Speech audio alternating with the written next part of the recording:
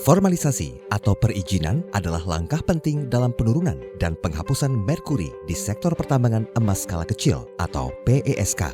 Sesuai dengan Undang-Undang Nomor 3 Tahun 2020, penerbitan izin untuk pertambangan rakyat mencakup penetapan wilayah pertambangan rakyat atau WPR, izin pertambangan rakyat atau IPR, izin pengolahan dan atau pemurnian berupa izin usaha industri atau IUI, dan izin lingkungan berupa UKL atau UPL atau AMDAL.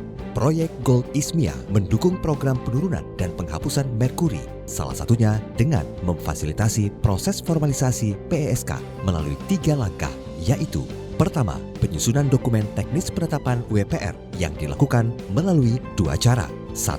Merekrut tenaga ahli lokal yang memiliki pengetahuan mengenai pertambangan skala kecil dan aturan terkait pertambangan.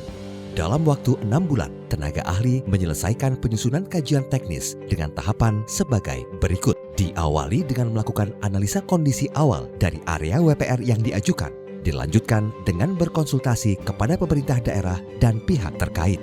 Setelah itu, dilakukan penyusunan kajian teknis terkait kondisi geografis, geologi, dan penggunaan lahan dari area WPR yang diajukan. Dan terakhir, menyerahkan kajian teknis yang telah disetujui oleh pemerintah daerah, termasuk Dinas ESDM Provinsi dan proyek kepada Bupati untuk kemudian diteruskan kepada Gubernur. Kedua, penyusunan dokumen langsung dilakukan oleh pemerintah daerah dengan memfasilitasi Dinas ESDM Provinsi beserta instansi terkait untuk menyusun dokumen kajian teknis sampai diserahkan kepada Kementerian ESDM dengan tahapan sebagai berikut. Dalam waktu 3-4 bulan, pemerintah daerah akan melakukan beberapa langkah, dimulai dari pemetaan tata guna lahan, dilanjutkan pengajuan surat permohonan penetapan WPR melalui kesepakatan rencana WPR, lalu mendapatkan rekomendasi teknis kesesuaian rencana tata ruang wilayah kota, rekomendasi bupati, dan rekomendasi gubernur.